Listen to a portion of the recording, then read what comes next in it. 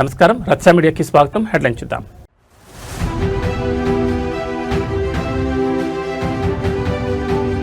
TBM యంత్రం వద్దకు మంత్రి, గత ప్రభుత్వ నిర్లక్ష్యంపై నిమ్మల రామానాయుడు నిప్పులు.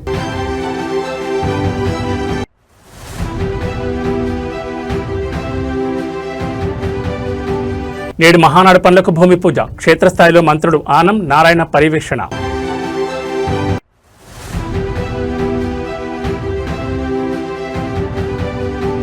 బోరుగరలో రైతు రణభేరి, భద్రకాళి అమ్మవారి ఆశీస్సులతో కేటీఆర్ సభకు రంగం సిద్ధం.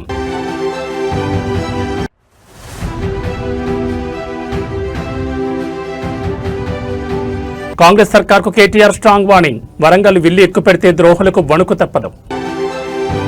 ఇక డీటెయిల్స్ చూస్తే వెలిగొండ ప్రాజెక్టు పనుల పురోగతిని సమీక్షించేందుకు జలవనరుల శాఖ మంత్రి నిమ్మల రామానాయుడు రాత్రి పూట టన్నెల్లోకి వెళ్లి ప్రత్యక్షంగా పరిశీలించారు. టన్నెల్లో దాదాపు 19 కిలోమీటర్ల మేర ప్రయాణించి అక్కడ జరుగుతున్న లైనింగ్, బెంచింగ్ పనులను సమీక్షించారు.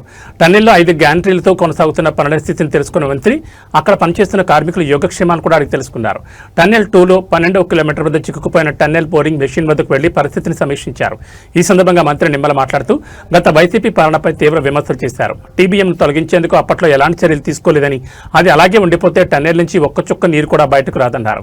ఇంకా 3,000 కోట్ల పనులు మిగిలి ఉండగానే వెలిగొండ ప్రాజెక్టును జాతికి అంకితం చేశారని, దీనివల్ల ప్రకాశం జిల్లా రైతులు మోసపోయారని ఆరోపించారు.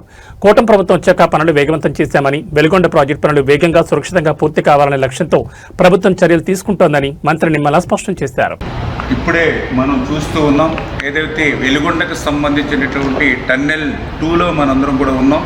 ఈ టన్నెల్ 2లో కూడా చాలా క్లిష్టమైనటువంటి వర్క్ ఇప్పుడే మనం నడుచుకుంటూ వస్తూ ఉంటే ఈ 30 మీటర్లోనే 3 చోట్ల కొలాప్స్ అయి కింద పడినటువంటి ఏదైతే రాక్స్ను కూడా మనం చూస్తూ ఉన్నాం. అంటే ఇటువంటి ప్రమాదకరమైనటువంటి క్లిష్టమైనటువంటి పనులు నిత్యం ఈ టన్నెల్లో ఉన్నటువంటి స్థితి. మొన్ననే మన తెలంగాణలో కూడా ఇట్లానే టన్నెల్ కొలాప్స్ అయి ఏ రకంగా అయితే అక్కడ విషాదం చూసాం, మనందరం కూడా చూసాం. అటువంటి క్లిష్టమైనటువంటి పనులు కూడా జగన్మోహన్ రెడ్డి గాలి వదిలేస్తే మళ్ళీ మన కూటమి ప్రభుత్వం అధికారంలోకి వచ్చిన తర్వాత ఈ 22 నెలల్లో మరి హెడ్ వర్క్స్ కానీ, టన్నెల్ 2కి లైనింగ్ అండ్ బెంచింగ్ పనులు కానీ, ఫీడర్ కెనాల్ అయితే మొన్ననే 460 కోట్లు పెట్టి ఆ లైనింగ్ అండ్ సిసి వాల్ నిర్మాణం కానీ ఇవన్నీ పనులు పూర్తి చేసుకుంటూ వస్తున్నాం. ఈ పనులన్నీ ఒక ఎత్తు. ఈ టన్నెల్ 2లో ఇప్పుడు మనం చూసేటువంటి చిక్కుబడిపోయినటువంటి ఈ టన్నెల్ బోరింగ్ మెషిన్ ఒక ఎత్తు. ఎందుకంటే ఇన్ని పనులు మనం పూర్తి చేసిన ఈ టన్నెల్ బోరింగ్ మెషిన్ కనుక మనం తీయకపోతే ఒక చుక్క నీరు కూడా మరి ముందుకెళ్ళేటువంటి పరిస్థితి లేదు. ఎందుకంటే ఇప్పుడే మనం చూస్తూ ఉన్నాం, ఈ యొక్క 19 కిలోమీటర్ల ఈ టన్నెల్ 2లో ఇది 11.8వ కిలోమీటర్ దగ్గర ఈ టన్నెల్ బోరింగ్ మెషిన్ చిక్కుకుని ఉంది. ఈ టన్నెల్ బోరింగ్ మెషిన్ ఇప్పుడే మీరు చూస్తూ ఉన్నారు. ఏదైతే మరి 175 మీటర్ల పొడవు ఉంది, ఏదో ఒక 10 మీటర్ల 5 మీటర్లు కాదు, 175 మీటర్ల లెంగ్త్ పొడవు ఉంది ఆ చివరి వరకు. ఈ 175 మీటర్ల పొడవు ఉన్నటువంటి ఈ టీబీఎం వ్యాసం మీరు చూస్తే ఇది మొత్తం 9.8 మీటర్ వ్యాసం. అంటే ఏదైతే మొత్తం సొరంగం ఏదైతే టన్నెల్ ఉందో మొత్తం ఎక్కడ కూడా ఒక 1 ఇంచ్ కూడా ఖాళీ లేకుండా అది క్లోజ్ చేస్తుంది. అంటే టన్నెల్ బోరింగ్ మెషిన్ని మనం వెలికి తీస్తేనే మనం ఈ యొక్క వెలిగొండ నుంచి నీరు ముందుకు తీసుకెళ్తాం.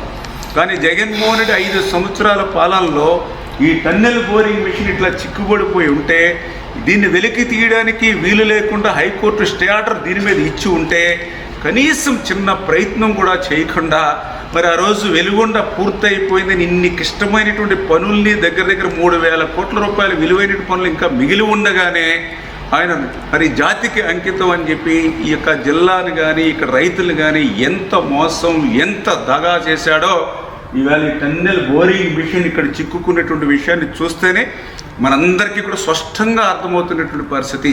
కానీ ఈరోజు ఈ కూటమి ప్రభుత్వం వచ్చిన తర్వాత ఈ 22 నెలల్లో ఈ యొక్క 1,000 కోట్ల రూపాయల పనులు ముందుకు తీసుకెళ్లడమే కాదు, 5 సంవత్సరాల్లో పరిష్కారం కానిటువంటి టన్నెల్ బోరింగ్ మిషన్ను ఏదైతే హైకోర్టులో స్టే ఉందో చంద్రబాబు టీడీపీ ప్రతిష్టాత్మకంగా నిర్వహించే పసుపు పండుగకు నెల్లూరు జిల్లా కోవూరు నియోజకవర్గం కొడవలూరు మండలంలోని ఇప్కో కిసాన్ సైజ్ ముస్తాబవుతోంది. సభ ఏర్పాట్ల పనులను మంత్రులు ఆనం రామనారాయణ రెడ్డి, డాక్టర్ పొంగూరు నారాయణ, ఎంపీ వేమిరెడ్డి ప్రభాకర్ రెడ్డి, స్థానిక ఎమ్మెల్యే వేమిరెడ్డి ప్రశాంత్ రెడ్డి పరిశీలించారు. అనంతరం మంత్రి నారాయణ మీడియాతో మాట్లాడుతూ ఈ నెల 27, 28, 29 తేదీల్లో నెల్లూరులో తెలుగుదేశం పార్టీ మహానాడు నిర్వహిస్తుందని తెలిపారు. ఇందుకోసం కోవూరు నియోజకవర్గంలో 2,200 ఎకరాల భూమి ఉన్న ఇఫ్కో కిసాన్ సైజ్ స్థలాన్ని ఎంపిక చేశామన్నారు. ఇది జాతీయ రహదారి పక్కనే ఉండడం వల్ల పార్కింగ్, ట్రాఫిక్ సమస్యలు ఉండవని పేర్కొన్నారు. బుధవారం ఉదయం 10 గంటలకు ఈ వేదిక వద్ద మహానాడు ఏర్పాట్లకు భూమి పూజ కార్యక్రమం నిర్వహిస్తామన్నారు. జిల్లాలోని నాయకులు, కార్యకర్తలు, పార్టీ అభిమానులను సమన్వయపరిచి సమిష్టి కృషితో మహానాడును విజయవంతం చేస్తామన్నారు.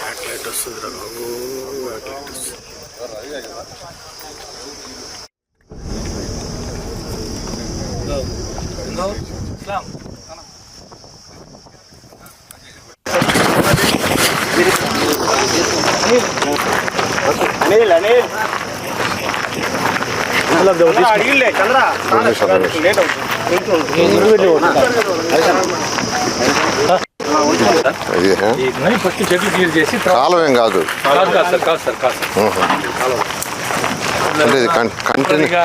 ఊరికి ఇది ఎత్తి ఉంటారు సార్. అవసరానికి కంటిన్యూస్ ఉంటే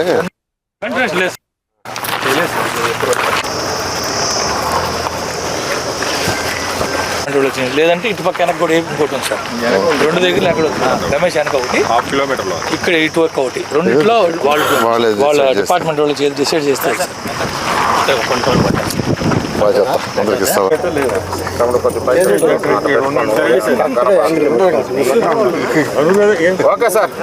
అందరికీ నమస్కారాలండి. ఈ నెల 27, 28, 29 3 రోజులు మహానాడు నెల్లూరులో జరిగే విధంగా యాక్చువల్గా గౌరవమైన తెలుగుదేశం పార్టీ జాతీయ అధ్యక్షులు, అదేవిధంగా తెలుగుదేశం పార్టీ జాతీయ వర్కింగ్ ప్రెసిడెంటు నిర్ణయించడం జరిగింది. దాని మీద నెల్లూరు జిల్లాలో ఉన్న మంత్రులు కానీ, ఎంపీ, శాసనసభ్యులు అందరూ యాక్చువల్గా ఎక్కడ దీన్ని పెట్టాలనే ఉద్దేశంతో 2 రోజులు స్టడీ చేయటం, అదేవిధంగా పార్టీ సెంట్రల్ ఆఫీస్ నుంచి టీం రావటం, వాళ్ళందరూ ఫైనల్గా వరంగల్ వేదికగా బీఆర్ఎస్ తలపెట్టిన రైతు సంగ్రామ సదస్సుకు సర్వం సిద్ధమైంది. ఈ భారీ బహిరంగ సభలో పాల్గొనేందుకు వరంగల్ చేరుకున్న బీఆర్ఎస్ వర్కింగ్ ప్రెసిడెంట్ కేటీఆర్ సభకు ముందు చారిత్రక భద్రకాళి దేవాలయాన్ని సందర్శించారు. అమ్మవారి ఆశీస్సులు తీసుకున్న ఆయన మరి కాసేపట్లో సభా ప్రాంగణానికి చేరుకోనున్నారు. వరంగల్ మున్సిపల్ కార్యాలయం వద్ద నిన్నటి ఉద్రిక్తతల నేపథ్యంలో కేటీఆర్ పర్యటన ఇప్పుడు రాజకీయంగా అత్యంత ప్రాధాన్యత సంతరించుకుంది. వరంగల్ నగరంలో కేటీఆర్ పర్యటన అత్యంత ఉత్సాహంగా సాగుతోంది. నేడు ఉదయం వరంగల్ చేరుకున్న కేటీఆర్ నేరుగా భద్రకాళి దేవాలయానికి వెళ్లారు. అక్కడ ఆలయ అర్చకులు ఆయనకు పూర్ణకుంభంతో స్వాగతం పలికారు. అమ్మవారికి ప్రత్యేక పూజలు నిర్వహించిన అనంతరం వేద పండితులు కేటీఆర్కు ఆశీర్వచనాలు అందించారు. అమ్మవారి దర్శనం అనంతరం కేటీఆర్ నేరుగా హన్మకొండలోని రైతు సంగ్రామ సదస్సు వేదికకు బయలుదేరారు. కాంగ్రెస్ ప్రభుత్వ హయాంలో రైతులు ఎదుర్కొంటున్న సమస్యలు, ధాన్యం కొనుగోలులో జాప్యం మరియు రుణమాఫీ అమలుపై ఈ సభ ద్వారా కేటీఆర్ ప్రభుత్వాన్ని నిలదీయనున్నారు. సభ కోసం నగరం అంతటా భారీగా కటౌట్లు, ఫ్లెక్సీలు వెలిశాయి. నిన్న ఫ్లెక్సీల తొలగింపై జరిగిన గొడవతో అప్రమత్తమైన పోలీసులు సభా ప్రాంగణం వద్ద మరియు కేటీఆర్ పర్యటించే మార్గాల్లో భారీ బందోబస్తు ఏర్పాటు చేశారు. కేటీఆర్ రాకతో బీఆర్ఎస్ శ్రేణిలో నూతన ఉత్సాహం కనిపిస్తోంది. వేలాదిగా తరలివస్తున్న కార్యకర్తలతో వరంగల్ వీధులు కిక్కిరిసిపోయాయి. రైతుల సమస్యల పరిష్కారమే లక్ష్యంగా జరుగుతున్న ఈ సభలో కేటీఆర్ ఎలాంటి కీలక ప్రకటన చేస్తారో అన్నది ఇప్పుడు అందరిలోనూ ఆసక్తి రేపుతోంది.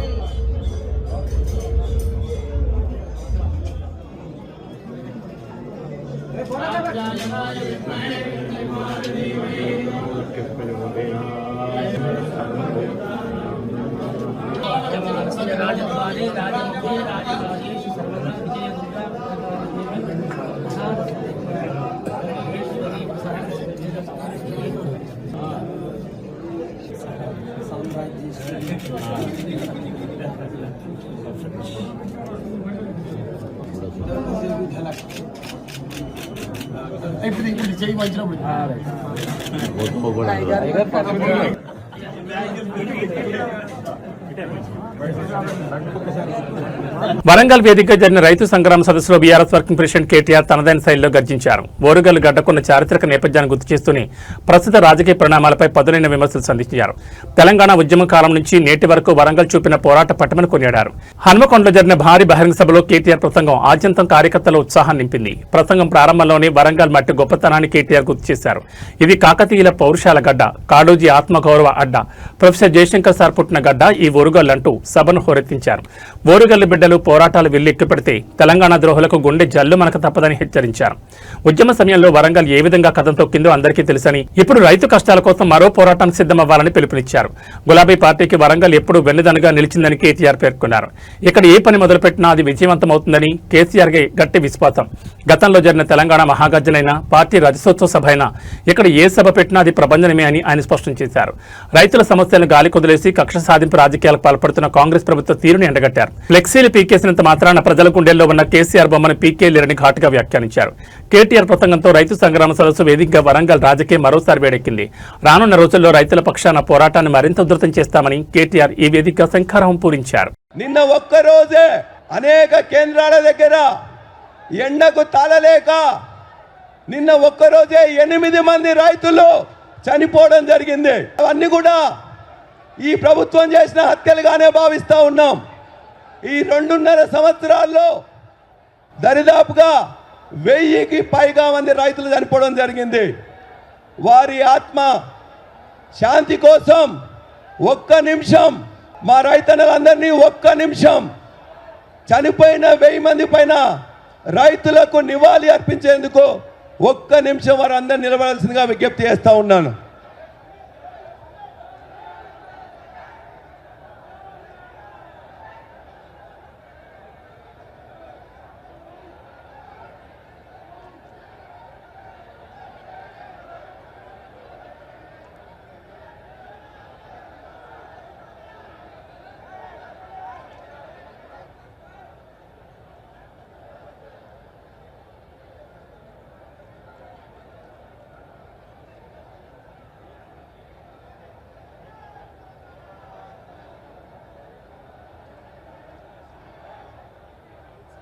జోహార్ రైతు అమరవీరులకు, జోహార్ రైతు అమరవీరులకు, జోహార్ రైతు అమరవీరులకు. కాళోజీ నారాయణరావు గారు ఒక మాట చెప్పిండు, మరిచిపోకుండా గుర్తుంచుకోవాలి, మరిచిపోకుండా గుర్తుంచుకోవాలి, కసి ఆరకుండా బుసకొట్టుచుండాలి, కాలంబు రాగానే కాటేసి తీరాలే అని కాళోజీ నారాయణరావు గారు చెప్పిన మాటతో, ఆ కాలన్న స్ఫూర్తితో రైతన్నకు జరిగిన మోసాన్ని, ద్రోహాన్ని మర్చిపోకుండా గుర్తు చేయడానికే మొత్తం రాష్ట్రంలో ఉండే ప్రతి రైతన్నకు ఈ వరంగల్ వేదికగా యాద్ చేసినందుకే ఈ సదస్సు పెట్టుకున్నాం. మీ అందరికీ తెలుసు, ఇక మేడిగడ్డ విషయంలో మీకు ఒక్క మాట మాత్రం చెప్పాలి. మొన్న మొత్తం హైకోర్టు తీర్పుతోని స్పష్టత వచ్చింది రాష్ట్ర ప్రజలకు. కాళేశ్వరం పేరు మీద ఇన్ని రోజులు చెప్పిన జూట మాటలు అవాస్తవాలను తేలిపోయింది. ఇప్పటి నుంచి ఎవడన్నా కాంగ్రెస్ వాడు 1,00,000 కోట్ల అవినీతి అని మాట్లాడితే ఎడమకాలి చెప్పు తీసుకొని కొట్టాలి, అవినీతి ఎక్కడిదిరా నా కొడక అని. హైకోర్టు తీర్పిచ్చినాక ఇంకా ఏంది నీ డ్రామా అని నిలదీయాల్సిన బాధ్యత మన మీద ఉన్నది. వాస్తవం కాదా? సర్కారు తుమ్మలు మొలిచిన కాకతీయ కాలువల్లో కాళేశ్వరం ద్వారా గోదావరి నీళ్లు తీసుకొచ్చిన మాట వాస్తవం కాదా? మీ డోర్నకల్లో, మీ పాలకుర్తిలో, ఇంకా కిందికి మీ మహబాద్లో, మీ జిల్లాలలో నీళ్ళు వచ్చిన మాట, కాళేశ్వరం నీళ్ళు వచ్చిన మాట వాస్తవం కాదా అని నేను అడుగుతున్నా. ఆ రోజు మేడిగడ్డను కూడా ఈ సన్నాసులు ఏమో చేసిండ్రు, బాంబులు పెట్టి పేల్చిండ్రు. ఇవాళ చెక్ డ్యాములు వెలుస్తున్నారు. మన హుజూరాబాద్లో మొన్ననే ఒక చెక్ డ్యామ్ పేల్చిండ్రు. ఎవడన్నా బుద్ధున్నోడు పొలాలకు రైతులకు నీళ్ళు ఇచ్చే చెక్ డ్యామ్లను పేల్చేస్తారా? ఒక గంత నీచమైన పని. బాంబులు పెట్టుడు, చెడగొట్టుడు, పేల్చుడు, ఇవి తప్ప కాళ్ళల్లో కట్టెపెట్టుడు తప్ప వీళ్ళకు మాత్రం తెలివి లేదు. ఓరు గల్లుకు వందనం, పోరు గల్లుకు వందనం. గ్రామ గ్రామం నుంచి ఈ సంగ్రామ సదస్సుకు తరలి వచ్చిన ప్రతి రైతన్నకు నా ధన్యవాదం. ఇవాళ ఎందుకు పెట్టుకున్నాం ఈ సదస్సు? ఏ కారణం చేత ఈరోజు ఇంతమంది ఇంతటి ఎండలో ఈ కార్యక్రమాన్ని పెట్టుకున్నాం? సరిగ్గా ఈరోజు 6 మే 2026, సరిగ్గా ఈ రోజుతో నయవంచనకు 4 ఏళ్లు నిండింది. నయవంచనకు, మోసానికి 4 ఏళ్లు నిండింది. ఇది కాకతీయ పౌరుషాల గడ్డ, ఇది కాళోజీ ఆత్మ గౌరవ గడ్డ, జయశంకర్ సారు పుట్టిన గడ్డ ఈ ఓరుగల్లు. పోరాటాల విల్లు ఎక్కుపెడితే ఓరుగల్లు ద్రోహులకు గుండె జల్లుమంటది. అది మనం తెలంగాణ ఉద్యమంలోనే చూసిన విషయం కూడా నేను మీకు గుర్తు చేస్తా ఉన్నా. నర్సంపేట నుంచి ఇప్పుడే గౌరవనీయులు, గౌరవ పెద్దలు, రైతు మా గోపాలన్న మాట్లాడిండు. మా పెద్ద సుదర్శన్ రెడ్డి గారు మా సోదరుడు వారిని ఆహ్వానిస్తే ఇక్కడికి వచ్చినారు. గోపాలన్న మాట్లాడితే మీ కేరింతలు, మీ చప్పట్లు వింటే నేను మధుసూదనాచారి గారు అనుకుంటా ఉన్నాం. ఇక మనం ఎవ్వరు మాట్లాడే అవసరం లేదు.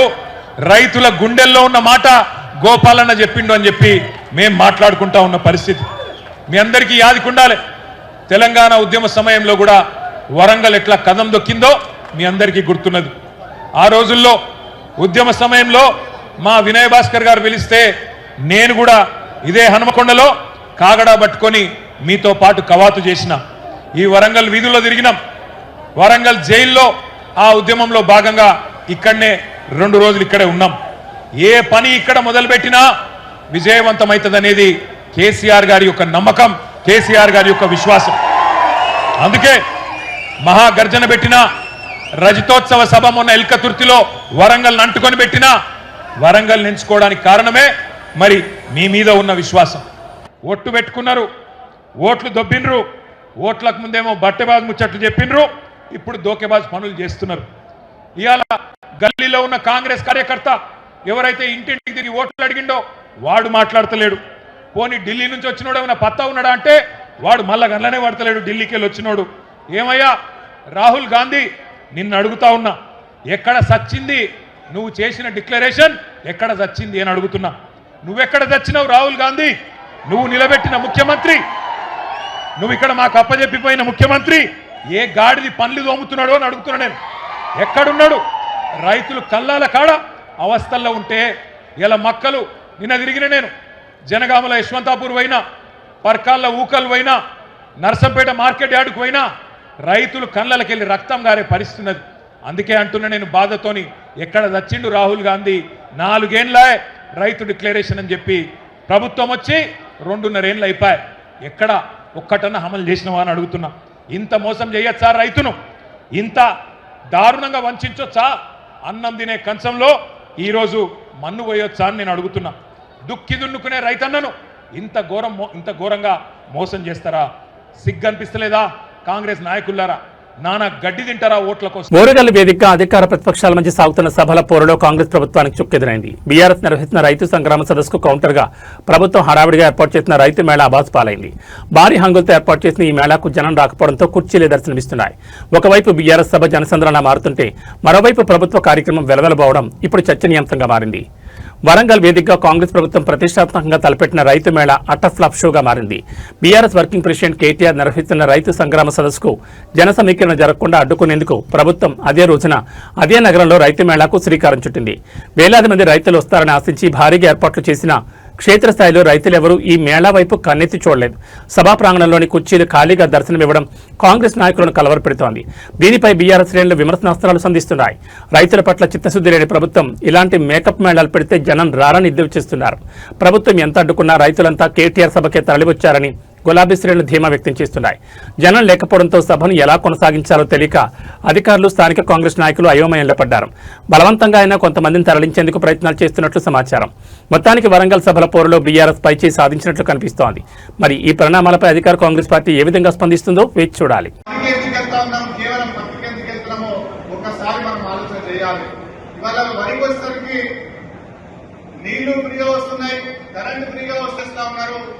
కటింగ్ చేయడానికి మిషన్ వస్తున్నది, కొనడానికి ప్రభుత్వం ఉంది, 2 డబ్బులు వస్తూ ఉన్నాయి.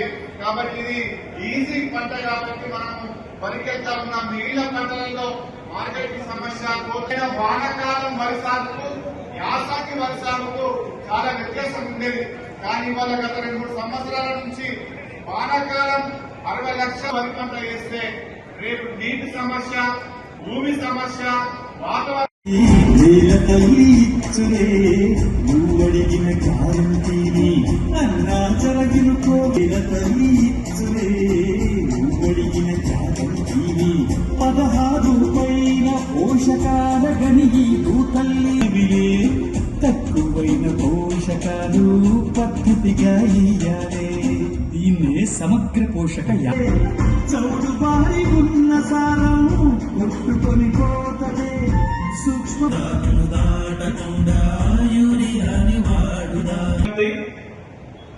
ప్రతి ఒక్కరూ మీటింగ్ హాల్లోకి వెళ్ళగలరు.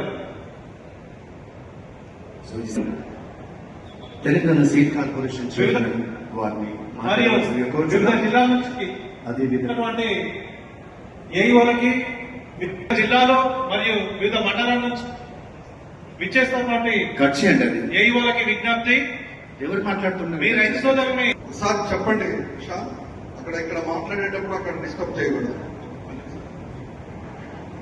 సారథి కళాకారులు సిద్ధంగా ఉన్నారు.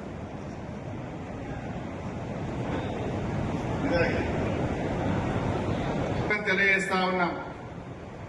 ఈ కార్యక్రమం నిర్వహించడం అనేది రైతులలో ఒక అవగాహన కల్పించి వ్యవసాయంలో వస్తున్నటువంటి ఉద్దేశంతో రాష్ట్ర ప్రభుత్వం తీసుకున్నటువంటి కార్యక్రమం ఇది. ముఖ్యంగా ఇవాళ అంతర్జాతీయ ఎర్రచందనం స్మగ్లింగ్ నెట్వర్క్ వెనుక వైసీపీ కీలక నేతల హస్తం ఉందంటూ ఏపీ ప్రభుత్వ chief whip MLC Panchamarthi Anuradha తీవ్రస్థాయిలో ధ్వజమెత్తారు. అమరావతిలోని ఎన్టీఆర్ భవన్ వేదికగా జరిగిన మీడియా సమావేశంలో ఆమె మాట్లాడుతూ అంతర్జాతీయ స్మగ్లర్ కొల్లం గంగిరెడ్డి ఎదుగుదల వెనుక ఉన్న రాజకీయ అండదండలను ఎండగట్టారు. వైసీపీ హయాంలో స్మగ్లర్లకు రాజభోగాలు కల్పించారని ఆమె ఆరోపించారు. అమరావతి ఎన్టీఆర్ భవన్లో జరిగిన ప్రెస్ మీట్లో ఎమ్మెల్సీ పంచమర్తి అనురాధ వైసీపీ నేతల లక్ష్యంగా పదునైన విమర్శలు సంధించారు. అంతర్జాతీయ స్థాయిలో ఎర్రచందనం స్మగ్లింగ్ చేస్తున్న కొల్లం గంగిరెడ్డికి వైసీపీ నేతలు దశాబ్దాలుగా అండగా నిలుస్తున్నారని అనురాధ ఆరోపించారు. ఒక సాధారణ వ్యక్తి అంతర్జాతీయ స్మగ్లర్గా ఎదగడం వెనుక వైసీపీ పెద్దల హస్తం ఉందని మండిపడ్డారు. ముఖ్యమంత్రి చంద్రబాబు నాయుడుపై జరిగిన అలిపిరి దాడిలో నిందితుడిగా ఉన్న గంగిరెడ్డికి వైసీపీ హయాంలో విముక్తి కల్పించే ప్రయత్నాలు జరిగాయని ఆమె గుర్తు చేశారు. స్మగ్లింగ్ కేసులో అరెస్ట్ అయిన వ్యక్తిని కాపాడడానికి ప్రభుత్వం యంత్రాంగాన్ని వాడుకుంటుందని విమర్శించారు. గత 5 ఏళ్ల వైసీపీ పాలనలో శేషాచలం అడవులు స్మగ్లర్లకు అడ్డగా మారాయని, ఎర్రచందనం తరలింపు ద్వారా వచ్చిన కోట్లాది రూపాయల నిధులు వైసీపీ నాయకుల జేబుల్లోకి వెళ్లాయని ఆమె ఆరోపించారు. కూటమి ప్రభుత్వం స్మగ్లర్ల పట్ల ఉక్కుపాదం మోపుతోందని, కొల్లం గంగిరెడ్డి లాంటి వ్యక్తులకు సహకరించిన వైసీపీ నేతలు ఎవరైనా సరే వదిలిపెట్టే ప్రసక్తే లేదని పంచమర్తి అనురాధ హెచ్చరించారు. ఎర్రచందనం స్మగ్లింగ్పై ఎమ్మెల్సీ పంచమర్తి అనురాధ చేసిన వ్యాఖ్యలు ఇప్పుడు ఏపీ రాజకీయాలతో మారంటెత్తున్నాయి. వైసీపీ నేతలు దీనిపై ఎలా స్పందిస్తారో చూడాలి. మరి అందరికీ నమస్కారం అండి. వైఎస్ జగన్మోహన్ రెడ్డి ఒక కిల్లర్ పార్టీ అధ్యక్షుడు, ఒక క్రిమినల్ పార్టీ అధ్యక్షుడు, ఒక గొడ్డల పార్టీ అధ్యక్షుడు, ఒక మాఫియా పార్టీ అధ్యక్షుడు, ఒక నేరస్తుడు, నేర చరిత్ర ఉన్న ఒక పొలిటీషియన్. ఇతని గురించి ప్రపంచవ్యాప్తంగా కొన్ని యూనివర్సిటీల్లో రీసెర్చ్ కేస్ స్టడీ కింద కూడా అందరూ కూడా ఇతని చరిత్ర, నేర చరిత్ర చదువుతున్నారనే విషయం అందరికీ కూడా తెలిసిందే. ఇప్పుడు కొత్తగా ఒక ప్రపంచవ్యాప్తంగా గుర్తింపు పొందిన జావా డిస్కవర్ అనే ఇన్వెస్టిగేషన్ ఛానల్, ఒక ఫేమస్ ఇన్వెస్టిగేషన్ ఛానల్ ఈ రోజున planet killers the forest destroyer అనే పేరుతో ఒక కథనాన్ని ప్రచురించింది. కొన్ని లక్షల మంది సబ్స్క్రైబర్స్ ఉన్న ఈ జావా డిస్కవర్ అనే ఛానల్ని ఈరోజు ప్రపంచవ్యాప్తంగా ఎన్నో లక్షల సబ్స్క్రైబర్స్ ఉన్న ఈ ఛానల్ ఈరోజు ఈ యొక్క డాక్యుమెంటరీని నిన్న విడుదల చేయటం జరిగింది. ఎందుకు దాని గురించి చెప్పాల్సి వస్తుందంటే, ఆ డాక్యుమెంటరీలో ఉన్న నేర చరిత్ర ఉన్న మనుషులు ఎవరు అనంటే కొల్లం గంగిరెడ్డి.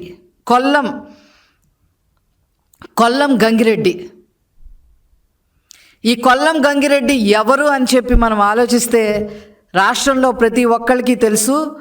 ఒక స్మగ్లర్, ఒక ఎర్రచందన స్మగ్లింగ్లో సిద్ధహస్తుడు, ఒక వైఎస్ రాజశేఖర్ రెడ్డికి నమ్మకమైన అనుచరుడు, కడపలో పాలిటిక్స్ని మరి అతను ప్రభావితం చేయగలిగే సమర్థుడు. 2003లో నారా చంద్రబాబు నాయుడు గారి మీద తిరుపతిలో అలిపిరి దగ్గర క్లేమోర్ మైన్స్ దాడిలో ఇతను కూడా ఒక నిందితుడిగా ఉన్నాడు. అంతేకాకుండా వైఎస్ వివేకానందరెడ్డి హత్యకి ఆంధ్రప్రదేశ్ పారిశ్రామిక రంగంలో మరో భారీ అడుగుపడింది. కూటమి ప్రభుత్వం అధికారంలోకి వచ్చిన తర్వాత పెట్టుబడుల వెల్లువ కొనసాగుతోంది. ప్రపంచ ప్రసిద్ధ ఎయిర్ కండిషనర్ల తయారీ సంస్థ క్యారియర్ గ్లోబల్ తన మెగా తయారీ యూనిట్ను ఏపీలో ఏర్పాటు చేస్తోంది. తిరుపతి జిల్లా శ్రీ సిటీలో నేడు మంత్రి నారా లోకేష్ ఈ పరిశ్రమకు శంకుస్థాపన చేశారు. స్పీడ్ ఆఫ్ డూయింగ్ బిజినెస్ నినాదంతో కేవలం 8 నెలల్లోనే ఈ ప్రాజెక్ట్ పట్టాలెక్కడం విశేషం. శ్రీ సిటీ పారిశ్రామిక వాడలో జరిగిన శంకుస్థాపన కార్యక్రమం ఏపీ పారిశ్రామిక ప్రగతికి మైలురాయిగా నిలిచింది. క్యారియర్ గ్లోబల్ సంస్థ సుమారు 1000 కోట్ల పెట్టుబడితో ఈ అత్యాధునిక ఏసీ తయారీ ప్లాంట్ను ఏర్పాటు చేస్తోంది. దీని ద్వారా సుమారు 3000 మంది యువతకు ప్రత్యక్షంగా మరియు పరోక్షంగా ఉద్యోగ అవకాశాలు లభించనున్నాయి.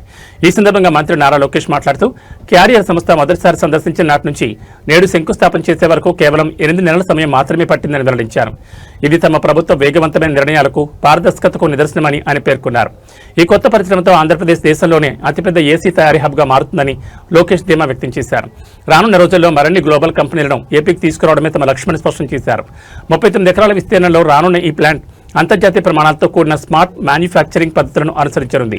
ఇక్కడ నుంచి దేశీయ మార్కెట్తో పాటు ఇతర దేశాలు కూడా ఏసీలను ఎగుమతి చేయనున్నారు. ముఖ్యమంత్రి చంద్రబాబు నాయుడు విజన్, మంత్రి లోకేష్ చొరవతో ఏపీ మళ్లీ పెట్టుబడుల గమ్యస్థానంగా మారుతోందనడానికి క్యారియర్ ఎంట్రీ ఒక ఉదాహరణ. శ్రీ సిటీలో పారిశ్రామిక కళ సంతరించుకోవడంతో స్థానిక ప్రజలు హర్షం వ్యక్తం చేస్తున్నారు. On stage, but before that we have a segment where he has a walkthrough of the plan for the plant itself. We're going to be witnessing those very visuals here on stage. For all of our guests who are in the event space, if we may kindly request you to switch your phones to silent mode as we begin. This is but before we officially do that, we have an interesting walkthrough that the Honourable Minister will be taking. We have our global leadership team welcoming the Honourable Minister to this wonderful momentous occasion. Ladies and gentlemen, when we hear Carrier, of course in India it is a long-standing association, and today that very association goes a little further with yet another wonderful feather from the government of Andhra Pradesh. Shri Nara Lokesh Garu is doing a walkthrough with our global leadership team. వివిధ ఆరోగ్య సమస్యలతో బాధపడుతున్న వారికి CM సహాయ నిధి కృషితో వెంటనే వైద్య సహాయం అందజేస్తున్నామని తాడేపల్లిగూడెం ఎమ్మెల్యే బొలిశెట్టి శ్రీనివాస్ అన్నారు. పశ్చిమ గోదావరి జిల్లా తాడేపల్లిగూడెం పట్టణం 9వ వార్డుకు చెందిన జ్ఞానేష్కు 5 లక్షల విలువైన ముఖ్యమంత్రి సహాయ నిధి చెక్కును అందజేశారు. ఈ సందర్భంగా ఎమ్మెల్యే మాట్లాడుతూ జ్ఞానేష్ మెదడుకు ఆపరేషన్ నిమిత్తం వైద్య ఖర్చును త్వరితంగా ఇప్పించేందుకు సీఎం చంద్రబాబు నాయుడు, పవన్ కళ్యాణ్ రాష్ట్రానికి చేస్తున్న అభివృద్ధి వెలకట్టలేందని, పేదవారి ఆరోగ్యం మెరుగుపడేలా ప్రధానమంత్రి సహాయంతో రాష్ట్ర ప్రభుత్వం ముందుకు వెళ్తుందని, తాడేపల్లిగూడెం నియోజకవర్గంలో సీఎం సహాయ నిధి అందించి పేదవారి ఆరోగ్యం మెరుగుపరిచామని, రాష్ట్ర సచివాలయంలో వివిధ విభాగాల ఉద్యోగులను సంప్రదించి వేగంగా సహాయం అందే విధంగా కృషి చేస్తున్నామని తెలిపారు. వైద్య సహాయం విషయంలో పేదవారికి నిరంతరం సహాయం చేస్తూనే ఉంటామని, గత 2 ఏళ్లలో సుమారు 7 కోట్లకు పైగా ముఖ్యమంత్రి సహాయ నిధిని బాధితులకు అందించామని వివరించారు. వైద్య సహాయం కోసం ఎవరైనా మా కార్యాలయంలో సంప్రదించొచ్చని, వారికి సకాలంలో సహాయం అందే విధంగా ఏర్పాట్లు చేస్తారని తెలిపారు. ఎమ్మెల్యే బొలిశెట్టి శ్రీనివాస్ అన్నారు. జ్ఞానేష్కు వైద్య సహాయం కోసం కృషి చేసిన జనసేన నాయకుడు నలకంచు రాంబాబుకు ఆయన అభినందనలు తెలిపారు. ఈ కార్యక్రమంలో వర్ధనపల్లి కాశీ, హడప ప్రసాద్, అడ్డగర్ల సూరి, కూటమి పాల్గొన్నారు.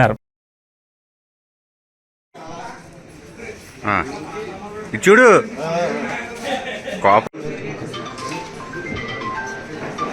ఇలా చూడండి, ఓకే సార్. కూటమి ప్రభుత్వానికి, సీఎం చంద్రబాబు నాయుడు గారికి, పవన్ కళ్యాణ్ గారికి నా ధన్యవాదాలు. చెక్ ఇచ్చినందుకు బొలిశెట్టి శ్రీనివాస్ గారికి. నా పేరు జ్ఞానేష్ అండి. నేను ఎల్ఎన్టీలో సాఫ్ట్వేర్ జాబ్ చేస్తున్నాను. తాడేపల్లిగూడెం నియోజకవర్గంలో 10వ వార్డు 9వ వార్డుకి సంబంధించి మరి ఆ వార్డులో నివసిస్తున్న జ్ఞానేష్ అనే కుర్రవాడికి బ్రెయిన్ ఆపరేషన్ చేయడం జరిగింది. మరి ఆ 9వ వార్డు ఇన్ఛార్జి గారు వీళ్ళ నా దగ్గర రావడం జరిగింది. నేనేమో ఇన్ఛార్జి గారు చెప్పి నేను ఎమ్మెల్యే బొలిశెట్టి శ్రీనివాస్ గారి దగ్గరికి తీసుకురావడం జరిగింది. మరి సుమారు 15 లక్షల రూపాయలు ఈ హాస్పిటల్ బిల్లు అయితే దాన్ని సీఎం రిలీఫ్ ఫండ్కి మన ఎమ్మెల్యే బొలిశెట్టి శ్రీనివాస్ గారు పంపించడం జరిగింది. దాని నిమిత్తం ఒక 5 లక్షల రూపాయలు సీఎం రిలీఫ్ ఫండ్ మనకి ఇతనికి రావడం జరిగింది ఈ చెక్కు రూపంలో. మరి ఈ చెక్కుని పంపించిన మన CM relief fund Chandrababu Naidu గారికి, అలాగే పవన్ కళ్యాణ్ గారికి, మన స్థానిక శాసనసభ్యులు బొలిశెట్టి శ్రీనివాస్ గారికి, వీళ్ళందరికీ నా ధన్యవాదాలు తెలియజేసుకుంటాను. తాడేపల్లిగూడెం పట్టణంలో 9వ వార్డులో నివాసైన జ్ఞానేష్కి మరి బ్రెయిన్ సర్జరీ జరిగింది. దాని భాగంగా 15 లక్షల రూపాయలు ఆయనకి ఖర్చు అవడం జరిగింది. ఏదైతే ఈ సర్జరీకి అయినప్పుడు ఖర్చు వెంటనే మరి ఈ సీఎం రిలీఫ్ ఫండ్ కానీ ఎల్ఓసికి ట్రై చేస్తే వస్తుందని ఒక ఆలోచనతోటి వాళ్ళ బ్రెయిన్ సర్జరీకి వెళ్ళి మరి 15 లక్షల రూపాయల బిల్లు ఎమ్మెల్యే బొలిశెట్టి శ్రీనివాస్ గారు క్యాంప్ ఆఫీస్కి మా 11వ వార్డు ఇన్ఛార్జ్ మన నల్లమంచి రాంబాబు గారు తీసుకురావడం జరిగింది. ఆయన తీసుకొచ్చిన తర్వాత మరి వెంటనే సుమారు నెల రోజుల్లో మళ్ళీ ఇది 5 లక్షల రూపాయలు మరి చెక్ రావడం జరిగింది. ఇది ఎమ్మెల్యే బొలిశెట్టి శ్రీనివాస్ గారు దగ్గరుండి సచివాలయంలో సెక్రటేరియట్లో ఆయన పనిచేస్తూ గుమస్తాలతో పనిచేస్తూ మరి ఇవాళ అంత త్వరగా వీళ్ళకి రావడం అనేది చాలా అదృష్టకరమైన విషయం.